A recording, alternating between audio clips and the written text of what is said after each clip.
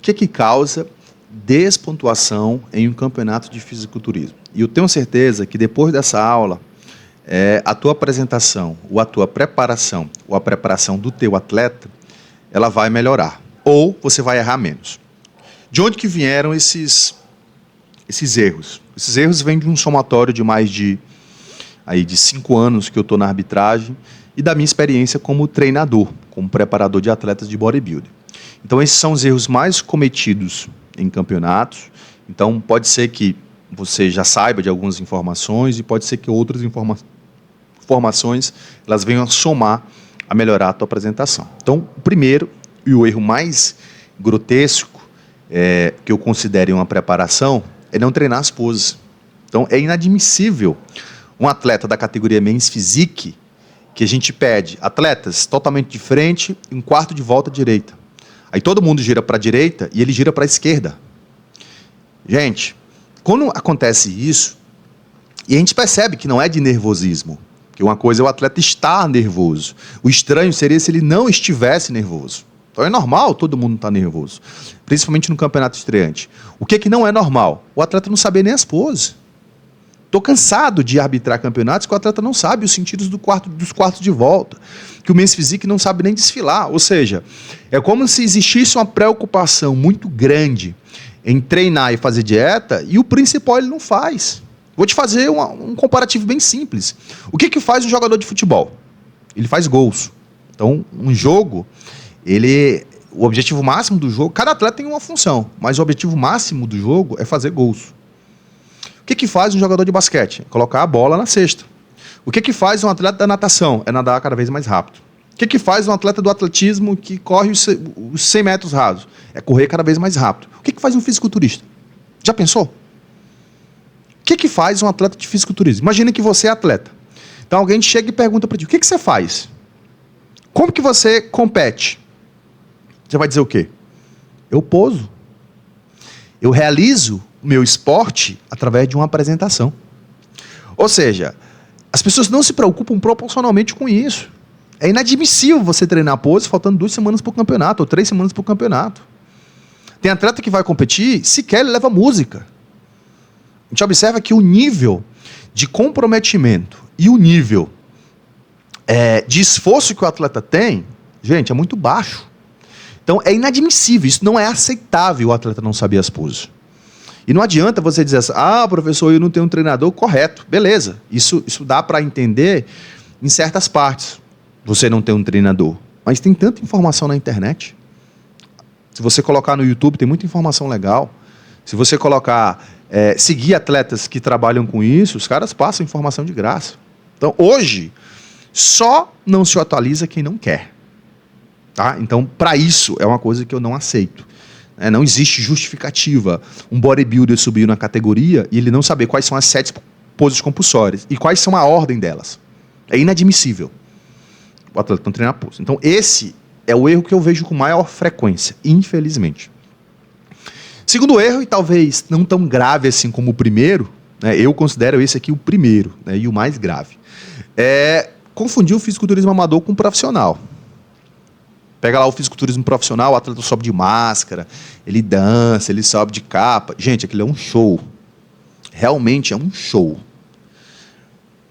No fisiculturismo amador, ele é um pouco mais chato no sentido de regras. Tem mais regras do que no profissional. Porque no profissional, os atletas existe um peso maior dos patrocinadores, as pessoas que estão assistindo ali é muita gente, geralmente a nível mundial. Então, realmente, não existe uma certa pressão nos atletas. Por eles terem chegado lá, todo mundo já sabe que os caras são bons. Então, não existe um pré-requisito de regra, de chatice, para esses atletas desse nível. No caso do fisiculturismo amador é diferente. Por quê? O nível de comprometimento dos atletas e o físico dos atletas é diferente. Então, já imaginou se no fisiculturismo amador fosse o mesmo nível de cobrança que é no profissional? Viraria bagunça. Então, no fisiculturismo amador, por incrível que pareça, é um pouco mais rígido em relação à regra. E eu acho isso interessante.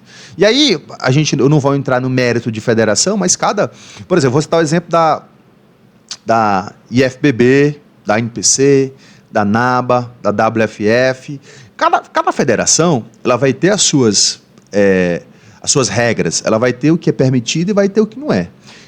Cabe você, e não entra nessa discussão o que é melhor, o que é pior, tudo é proposta. O que você quer?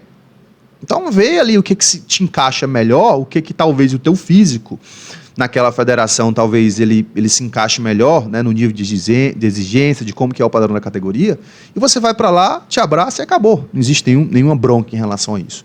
Mas não confunda o que é pró, um atleta pró, e o que é um atleta amador. São coisas absurdamente diferentes, tanto de físico como de cobrança.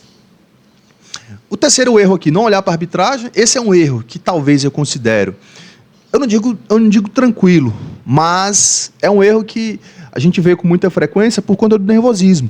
Tem atletas que estão extremamente nervosos, então eles meio que estão perdidos no palco. Mais uma vez, e eu vou reforçar isso, não está na regra que o atleta tem que olhar para a arbitragem. Se ele não olhar, não significa que ele vai ser despontuado. Mas, se eu estou sendo avaliado por uma pessoa e eu olho diretamente para ela, isso fica mais fácil para mim ouvir os comandos, então eu ver os comandos que ela está pedindo, as poses que ela está pedindo, e eu ver a forma que aquele árbitro está olhando. Será se realmente ele está gostando do meu físico? O que eu preciso fazer aqui para melhorar em relação ao meu adversário? Eu estou extremamente focado naquele cara. Então aqueles árbitros, na verdade, uma mesa com 5 árbitros, eles estão me julgando literalmente. Eles estão olhando para o meu físico e dizer se meu físico é bom ou se meu físico é ruim em comparação aos atletas que estão no palco. Então o meu foco tem que ter 100% para eles. Ponto final. Às vezes o atleta sobe no palco, aí eu fico ouvindo o treinador. Puxa o bíceps, aperta o glúteo, fibra posterior. E ele fica olhando o tempo inteiro pro treinador e às vezes ele não faz as poses da maneira correta. Às vezes ele perde o time ali, a velocidade do encaixe da pose. Por quê? Ele não está olhando para a arbitragem. Então, atletas e treinadores, orientem os atletas de vocês. Entrou no palco, você está sendo julgado. No desfile, olhando para a arbitragem. Na apresentação individual, apresente para a arbitragem. Eles é que têm o poder da caneta na mão ali. Eles é que vão dizer quem é o melhor, quem é o pior. Não é a tua família que está ali para te apoiar. Não é o teu treinador, não é a tua esposa, não é teus filhos. É interessante você ver o pessoal lá, né? O pessoal te apoiando, você sabe que tem gente torcendo por você, mas pensa, você dedicou boa parte da tua preparação para aquele dia, para aquele momento. Então aquela hora ali, você tem que entrar de cabeça, é como se fosse um mergulho numa piscina. Né? Você tem que ir lá no fundo e voltar. Se você hesitar, eu não sei se eu chego, vai faltar o ar, não vai dar certo. Você tem que entrar focado, vai e volta. Então entrou focado, olhando para a arbitragem, não muda, não fica prestando atenção em plateia, não presta atenção em gritos. Você pode até prestar atenção no que o teu treinador está dizendo. Não faz mais isso, mas ouve ele e tem uma inteligência muito grande para continuar fixo na arbitragem. E todos os árbitros eles têm o poder, obviamente, de te dar nota. Então preste atenção na mesa inteira de arbitragem. Quarto erro, excesso de movimentação. Isso é típico das categorias masculinas. A gente vê muito men's physique, né? O braço do atleta não para, então o atleta segura aqui e fica com o braço balançando. O bodybuilder que encaixa a pose e fica girando no palco. Gente, isso é terrível. Não girem, não façam giros na base. A arbitragem, ela muda os atletas de lugar justamente para toda a mesa de arbitragem avaliar os atletas. Então você não tem que estar com excesso de movimentação. Faz a pose, para na pose, encaixa a pose e olha para o árbitro. Ponto final. Ponto final. Faz a pose e sustenta. Então não fica se mexendo. 4 erro. Demorar no encaixe da pose. E aqui é uma coisa que a gente vê com muita frequência. Né? Às vezes a gente pede bodybuilder. Duplo bíceps de frente. Aí o atleta monta aqui o duplo bíceps. Aí tem outro atleta que puxa lá atrás, aí expande a escápula e encaixa. Quando ele está encaixando, eu já estou expansão de dorsais. Ou seja, aquela pose já foi. Eu não consegui comparar ele com outro atleta. Aí eu chamo peito de perfil. Aí o atleta gira e encaixa. Aí o outro atleta do lado gira na base, bota a mão na frente, aperta a mão, aperta o peito e gira para a arbitragem. Enquanto ele faz isso, eu já estou na outra pose. Duplo bíceps. Ou seja, passou as 7 poses, eu nunca avaliei o atleta. Por quê? O cara é 1 ano para encaixar a pose, é uma lentidão tremenda. Atleta, subiu no palco, ouça o comando do árbitro central. E aqui encaixa com esse ponto aqui, o 3. Olha na arbitragem, cara. O árbitro pediu a pose. Pau, encaixa a pose, sustenta e olha para a arbitragem. Só, eu não caí aqui de paraquedas. Eu sei o que eu estou fazendo. Você está dizendo mais ou menos isso. Ó, tudo que você está me pedindo, eu estou fazendo. Ponto. Então, pensem nisso, tá? Não demore no encaixe da pose. Desmontar a pose. Isso é muito comum quando a gente tem uma quantidade de atletas muito, muito grande e a gente chama linhas. Então, primeira linha de confronto, segunda linha de confronto. Ou, às vezes, a categoria entra inteira, no caso dos Men's Physique, e a gente coloca os atletas em disposição em C, no palco. Os atletas ficam assim. Aí, às vezes, a gente chama a linha de confronto e eu estou comparando o atleta que está na primeira linha com o atleta que está aqui no canto. Só que o atleta que está aqui no canto, o cara está em Nárnia. Ele entra dentro do armário lá em Nárnia e fica conversando com o leão, ele fica voando. Por ele achar que não está na primeira linha de confronto, ele acha que não está sendo avaliado. E às vezes eu estou avaliando o indivíduo que está na primeira linha com ele. Porque às vezes não dá tempo a gente fazer essa avaliação. Então, subiram no palco, não desmontem a pose. Meninas, wellness, body fitness, bikini, womans, vocês entram individualmente, assim como os mens e os musculares. Forem para diagonal, então você fez sua apresentação e você vai para diagonal. Enquanto a atleta está entrando, a outra atleta, mantenha a pose. Fica na diagonal olhando para a arbitragem. Porque às vezes o que acontece? Eu faço muito isso. A atleta está entrando e eu já estou comparando ela com a atleta que está lá na diagonal. Mesmo o julgamento não tendo acontecido ainda. Por quê? Quando que eu vou julgar de fato e vou passar para o papel, para a súmula? Quando tiver um atleta do lado do outro. Aí é a hora do bicho pega. Essa é a hora do pega para capar. Quando tem um atleta do lado do outro. Mas, quando a atleta entra, eu já estou adiantando o meu julgamento mental. Poxa, será que essa menina que está entrando, será que a coxa dela é melhor que aquela atleta lá? Deixa eu comparar a circunferência abdominal dela com a próxima. Aí tem duas na diagonal, aí entra a terceira. Aí eu fico comparando a que está entrando com as outras duas. Ó, parece que a atleta número X está melhor. Ó, parece que a outra está melhor. E eu começo a fazer essa análise antes das atletas estarem aqui. Isso a gente chama, gente, na arbitragem, de comunicação não verbal. É a forma que você se comunica com a arbitragem sem você falar nada. O árbitro ele já estabelece um julgamento de valor do teu físico quando você entra no palco. Então, por gentileza, não desmontem as poses. Isso serve para qualquer categoria. Tá bom?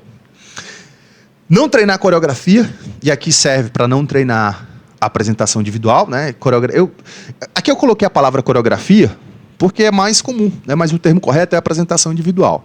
Então, o atleta, é interessante que o atleta apresente as poses compulsórias nessa apresentação individual e que ele tenha essa preocupação de treinar a sua apresentação juntamente com o físico. Então, para os meninos aí, vale 33% da nota. Ou seja, realmente é um peso muito grande. Presença de palco é a forma que você se comunica com a arbitragem, dizendo que você está feliz. Dizendo que aquele dia é o dia mágico, é um dia que você tanto esperou, é o dia que tudo faz sentido para você, no seguinte sentido, no seguinte quesito, que você treinou, que você fez dieta por um propósito, e o seu propósito está ali. E às vezes o que a arbitragem percebe dos atletas? Parece que o atleta está ali forçado, parece que alguém colocou uma arma na cabeça dele ou dela para treinar, para fazer dieta, parece que não é prazer. O atleta está com cara de mal, parece que está com, não sei, com dor de barriga, com algum problema de saúde, que ele não está feliz. Isso é presença de palco, gente. Isso é muito subjetivo. Tá? E aí que vem um dado importante. Quanto mais confiante você está, melhor a tua presença de palco. E a presença de palco ela tem uma estreita relação com a tua segurança.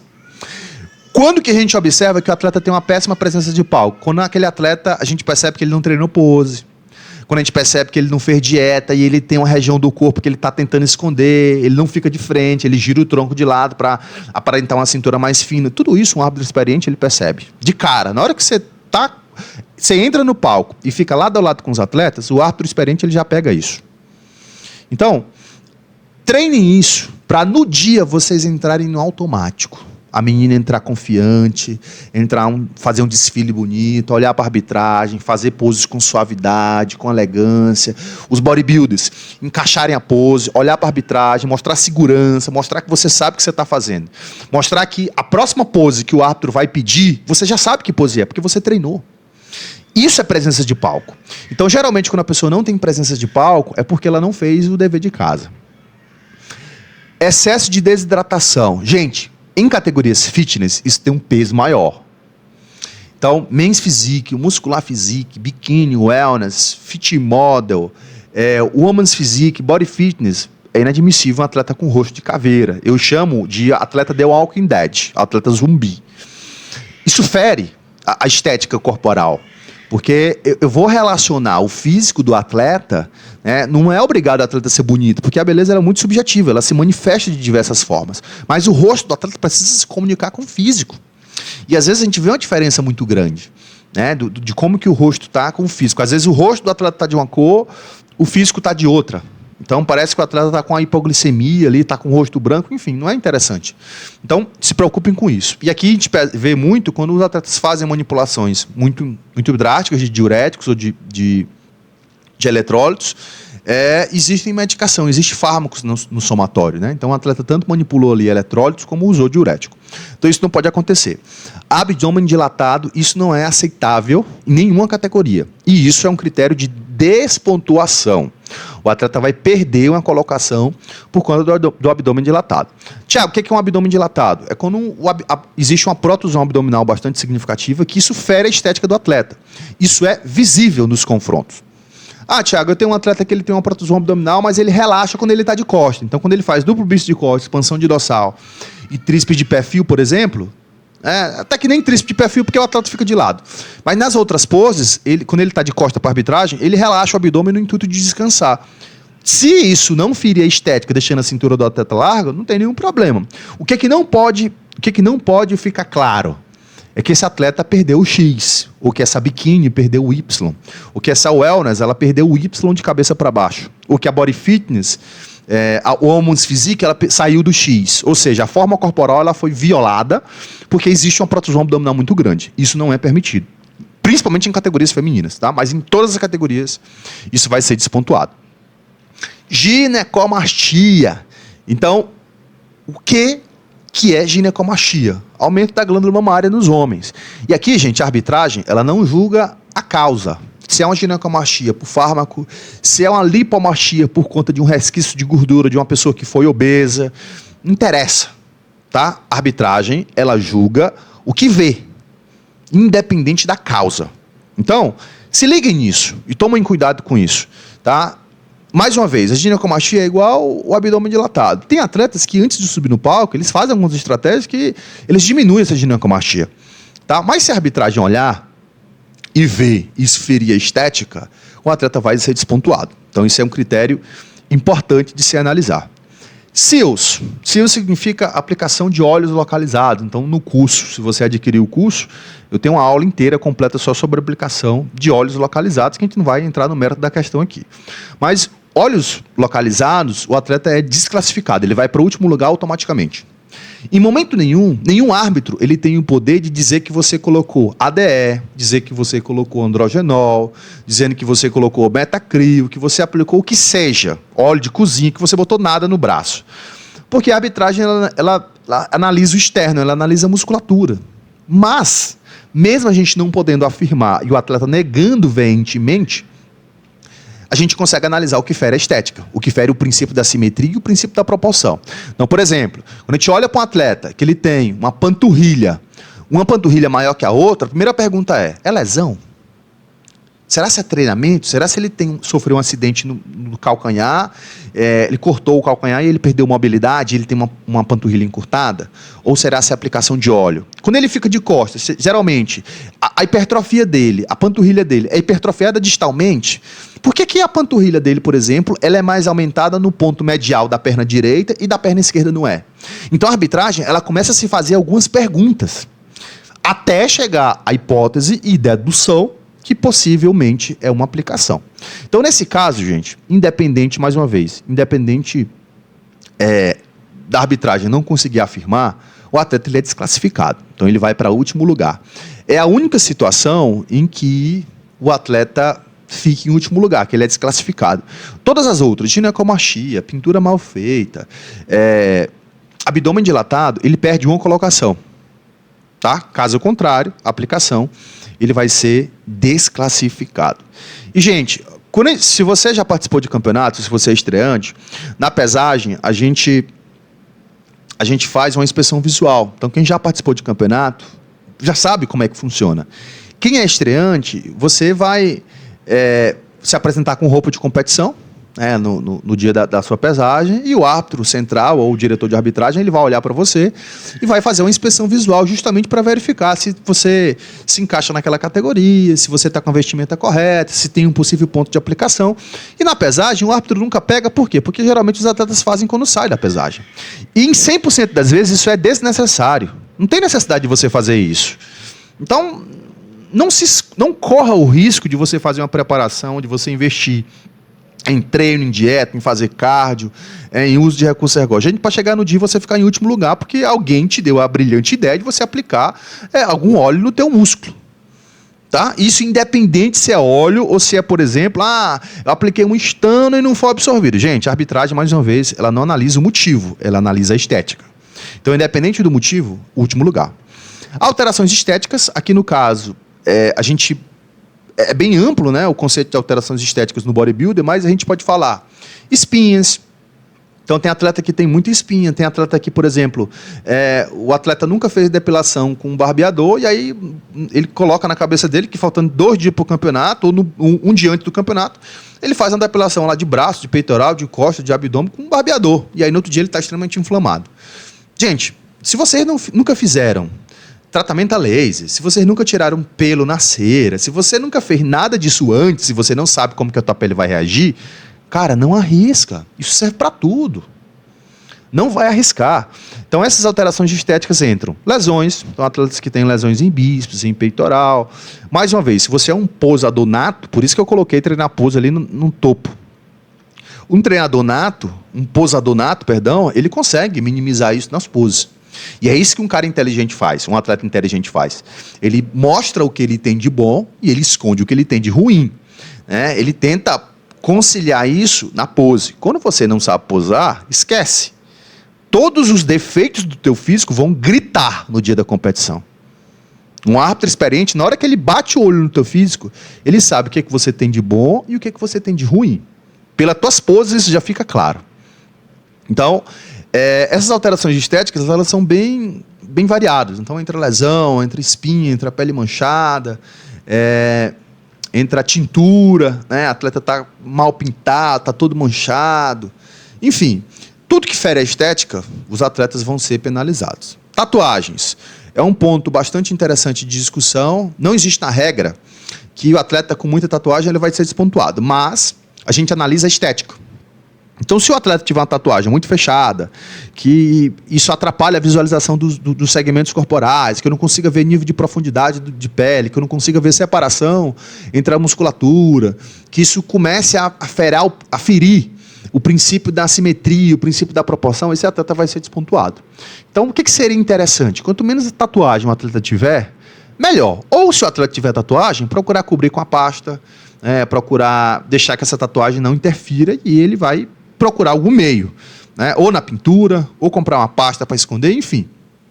É um ponto importante de se discutir. Aquecer pontos fortes, isso aqui é uma coisa muito, muito importante que a gente já falou lá na aula de Peak Week. Então, se a tua categoria ela pede o máximo do máximo, por exemplo, se você é um bodybuilder, que você precisa ser um X, cintura apertada, peitoral grande, deltoide grande, braço grande, coxa grande, tudo aumentado, tudo hipertrofiado e definido ao máximo. Cara, faz um full bodyzão. Treina ali o que você acha que toda a musculatura tem que crescer proporcionalmente. Qual que é o problema de fazer o full body? O full body só vai funcionar se você tiver com físico impecável. Por que eu não gosto da ideia do full body? Porque parte do pressuposto que você está perfeito. Porque se a gente for analisar na prática, principalmente em campeonatos estreantes, você tem que focar no que você está ruim. Então, lá no backstage, ou na última semana de competição, cara, foca no que está ruim. Em uma semana você não consegue gerar hipertrofia, por exemplo, de perna, se você tem desproporção de membro superior para inferior. Mas você consegue melhorar isso no pump. Então a gente vê muito atleta, por exemplo, que... Vamos pegar o exemplo das wellness. A menina não tem posterior de coxa, só tem quadríceps. E aí você vai ver o que ela está fazendo, ela faz 100 repetições lá de agachamento. Aí o agachamento vai deixar o quadríceps dela maior e o posterior de coxa menor. Porque quando eu olhar para a proporção na relação agonista-antagonista, quadríceps femoral, vai ficar horrível. De frente, atleta gigante, de costa não tem nada. Ou seja, você aqueceu o ponto errado. O Men's Physique que tem cintura larga. Cara, pense em alguma estratégia para o teu shape, para o teu V-taper ficar muito evidente. Tu aumenta o volume de deltoide, tenta ali conter mais o volume de peitoral para não ficar aquele peito gigante. Ou seja, o árbitro ele tem que bater o olho em ti e aquele V ele tem que ser claro. Uma cinturinha apertada, um peitoral ali que não é tão volumoso. Geralmente, eu gosto de explicar de uma forma bem didática. O Men's Physique e o Muscular Physique, a grande diferença é o volume muscular. Para ser mais específico, o Men's Physique, a periferia dele não me chama atenção. O que seria a periferia? Os braços, os bíceps, os tríceps, eles não me chamam atenção, eles não destoam do restante do físico. É um peitoral que a hipertrofia não é hipertrofia de um peitoral extremamente gigante, é uma linha abdominal bonita, é uma cinturinha apertada, é um braço bem definido, que eu consigo ver muito claro ali a diferença do tríceps cabeça longa para o tríceps cabeça curta, só que não é um tríceps volumoso. Diferente do muscular, que é um peitoral mais arredondado, parece aquele peitoral do Arnold, é um deltoide muito mais evidente, é aquele dorsal que é blocado, que eu já vejo separação muito clara ali do trapézio superior, trapézio medial, ou seja, quem me diz que a diferença deles dois é só hipertrofia, a pessoa não está mentindo, só que não é só isso, né? É como essa hipertrofia se apresenta. Então, esse lance de aquecer os pontos fortes, isso é muito dependente da categoria. Primeiro você pensa na categoria e depois você pensa nessas variáveis. E é uma coisa que, se você parar para pensar, hoje virou senso comum. Quais são os critérios do bodybuilder? Volume, definição, simetria e proporção. O pessoal esquece do principal, da categoria. Cada categoria vai ter um peso diferente. Então, se eu tenho uma categoria, por exemplo, uma body fitness, é o máximo do máximo para uma mulher. Diferente de uma wellness, que não vai ter a definição de uma body fitness, que não vai ter um volume de braço da body fitness. Então eu estou falando de duas coisas absurdamente diferentes. Então aqueçam o que vocês precisam e principalmente o que a categoria pede. Penúltimo tópico. Não se preocupar com a saúde mental. Então se preocupem com isso, na mesma proporção que você se preocupa aí com o treino e com a dieta. Principalmente no pós-campeonato. E aqui a gente entra no rebote, né, no tópico do rebote. Então, que a gente teve uma aula só sobre isso. Se preocupem com isso, se preocupem a forma que você observa o seu físico ao longo da preparação, às vezes um pouco mais cheinho, às vezes mais definido, às vezes mais retido e está tudo certo. Ou seja, te preocupa com a saúde mental. É um fator importante. Espero que você possa pegar essas informações, né, e levar para a tua prática. Então, um grande abraço, espero que você tenha gostado e até a próxima. Valeu!